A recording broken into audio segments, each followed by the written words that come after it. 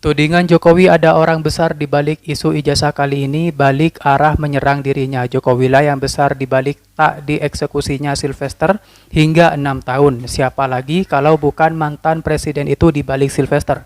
Dan kalau diusut tuntas dan terbuka kedok semua, maka yang akan temani Sylvester di penjara. Lucunya, belum juga dieksekusi ya. Minta amnesti. Minta amnesti ini apaan? Lalu yang dijadikan rujukan kasus Gus Dur.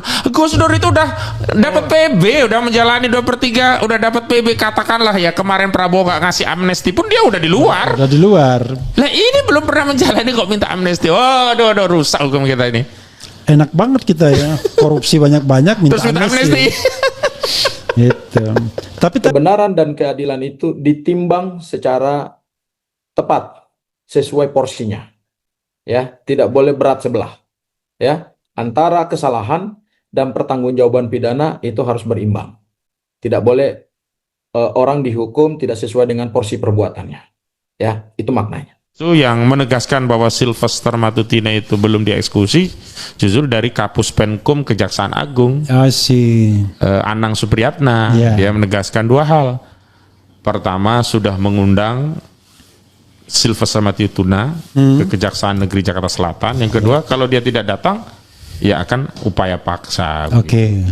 Tapi lucunya sampai hari ini, nah, belum ada kabar nih orang ini udah dieksekusi atau belum gitu loh. Makanya kalau kami dituduh ada orang besar di balik perjuangan mengungkap ijazah palsu, justru kami tegaskan Sylvester Matutina tidak dieksekusi, di belakangnya ada orang besar, nggak mungkin. Kalau kasusnya remeh-temeh misalnya yang ngadukan pencemaran itu saya ya, di lah. belakangnya ada Jokowi lah. Nah itulah. Kan dia kan kayak relawan Jokowi. Iya makanya orang besar. Katanya ini logic thinkingnya ya. Iya memang begitu. Nah justru kami tegaskan loh berarti karena dia relawan Jokowi maka ada perlindungan kepada dirinya. Apa indikasi ada perlindungan? Ya nggak dieksekusi 6 tahun. Oke. Ini mulai berkekuatan hukum. Putusan ini mulai berkekuatan hukum sejak tanggal 20 Mei tahun 2019.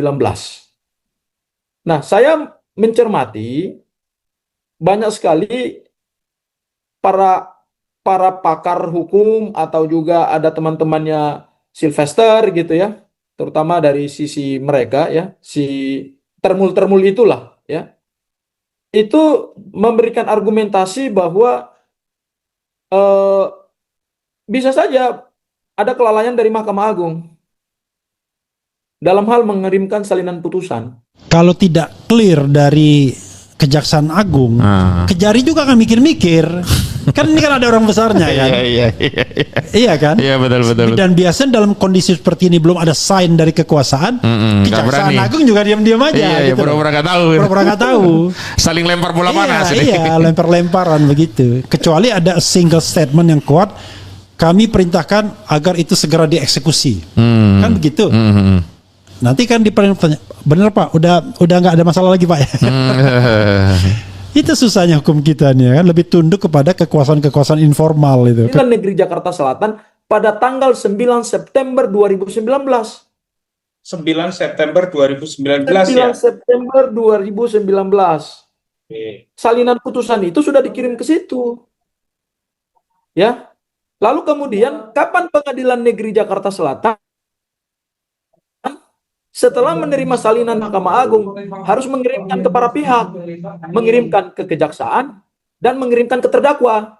Disinilah kita baca di Undang-Undang Nomor 14 tahun 1985 Mahkamah Agung, ya, yaitu di pasal 53. Di Undang-Undang Mahkamah Agung pasal 53 itu disebutkan bahwa putusan Mahkamah Agung itu dikirimkan ke pengadilan pengaju.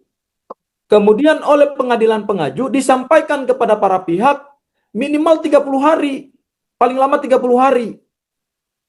Jadi seharusnya berdasarkan info dari Kepanitraan Mahkamah Agung, kemudian juga berdasarkan Undang-Undang Mahkamah Agung, ya, putusan dikirim dari tanggal 9 Mei 2000 putusan dikirim salinan kepada Pengadilan Negeri Jakarta Selatan itu tanggal 9 September 2019.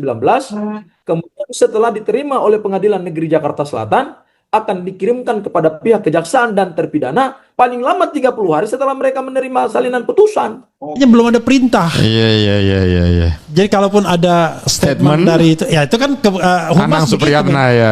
Humas kan selalu begitu. Iya. Dia bicara mengenai ya seharusnya. Enggak, tapi sebaiknya- dia saat itu tidak bicara seharusnya. Informasi yang dia terima dari Kejaksaan Negeri Jakarta Selatan, Kajarinya ya, Iya. ini sudah diundang. Ya silakan saja kalau nggak hadir, ya kita ambil upaya paksa, itu loh pegangan kita. Sylvester Matutina. Tadinya kami tidak tahu Bang kalau sosok ketua Solmed ya, Solidaritas Merah Putih, pendukung diehardnya Joko Widodo ini adalah seorang terpidana. Tapi begitu klien kami ya Rosuryo dan kawan-kawan selalu ya diintimidasi, Anda 1000% tersangka pasti masuk penjara dan seterusnya. Lah kita kemudian bertanya-tanya, ini orang sebenarnya pernah punya masalah nggak sih kok dia melanggar asas praduga tak bersalah? Kan Iya. klien kami kan baru status terlapor. Ya, itu pun baru juga terlapornya. Baru, dan kalau katanya ini penyidikan, kan tidak selalu penyidikan itu berujung dengan tersangka. Ya. Oh, inilah badan Bin. Badan Netizen Indonesia. Badan Intelijen Netizen. Oh, Badan Intelijen Netizen. Tapi juga jadi dari info-info terbatas, infonya dia selalu berdalih saya sudah menjalani proses begitu. Ya, walaupun Yang dimaksud proses itu kan proses sidangnya gitu. Iya. Bukan eksekusinya. Atau memaafkannya dianggapnya proses juga gitu. Iya begitu. Gitu. Dan belakangan dari Pak Yusuf Kalla juga menyatakan nggak kenal dia, nggak pernah ada proses memaafkan tadi begitu. Ya. Ah ini kan kemudian kami cari-cari info, dapatlah kami salinan putusan, bukan hanya yang di Mahkamah Agung Bang, putusan tingkat pertama 1 tahun, tangkat banding, Ya. sampai kasasi yang ditambah jadi 1 tahun setengah. Jadi 1 tahun setengah. Iya, lah kan kami kemudian merujuk siapa sih yang punya kewenangan untuk mengeksekusi. Kami cek, oh ini Pengadilan Negeri Jakarta Selatan, Kejaksaan penuntutnya Negeri. Kejaksaan Negeri Iya. Jakarta Selatan. Iya. Kan siapa yang menuntut, dia yang punya kewajiban untuk mengeksekusi. Nah, Iya. dan di situ tegas loh, putusan yang sifatnya harus dijalani bukan percobaan. Kalau percobaan bisa tanpa dijalani karena Iya. namanya juga percobaan gitu. Itu yang ingin saya kabarkan yang pertama Bang, dan hari ini kami Tapi ada terus- yang menarik begini. Itu kan 2019 ya inkrahnya. Kejadiannya 2017. Ya, betul. Bandingkan dengan tahun 2020 yang seperti akseleratif gitu ya. Sahganda Nenggolan ditersangkakan, langsung ditangkap, langsung ditahan. Anton Perwana digerebek di rumahnya Nah, masing-masing. saya masuk ke tema kedua. Charlie Chandra pun begitu. Oke. Charlie Chandra itu, Tema Bang. pertama sudah selesai, begitu aja. Ya katakanlah nanti kita bolak-balik lah. Oke, Saya ingin bolak-balik. membandingkan bagaimana Charlie Chandra yang Oke. secepat kilat berbeda jauh dengan Sylvester Matutina. Perintah pimpinan nggak ada. Harusnya undang-undangnya apa, dasarnya apa. Iya. Kan kalau sebelumnya Kalau belum ada perintah surat pimpinan itu berarti undang-undang itu pimpinan. Jadi iya, nggak jelas itu. nggak jelas. Apalagi ini penegakan hukum. Iya, Kecuali militer. Nah, itu militer iya perintah pimpinan. Nah, tuh. kalau hukum perang iya Bang, karena kalau perang itu kan membunuh atau dibunuh. Ini kan penegakan hukum. Nah, makanya kalau perintah pimpinan tuh cocok di militer, tapi Iya, memang. tidak untuk penegak hukum. Tidak, udah diundang. Kalau nggak datang ya akan dieksekusi paksa. Udah 3 hari sejak pernyataan itu belum juga dieksekusi. Tapi ada pernyataan yang menarik dari Ketua Pradi Bersatu. Ini kan orangnya dihubungi media kan, hostnya menyatakan ini berkali-kali udah nggak bisa dihubungi. Katanya, oh ada kok di Indonesia. Ya sudah, kalau ada di Indonesia dieksekusi, apa sulitnya? Begini loh Bang. Orang besar diduga lindungi Sylvester Matutina, relawan Jokowi yang tak kunjung dieksekusi. Mantan Menteri Koordinator Bidang Politik, Hukum dan Keamanan Menko Polhukam periode 2019 hingga 2024 Mahfud MD menduga ada pihak berpengaruh yang melindungi Ketua Umum Solidaritas Merah Putih Sylvester Matutina. Dugaan ini muncul karena vonis pidana terhadap Sylvester tak kunjung dieksekusi meski putusan telah berkekuatan hukum tetap.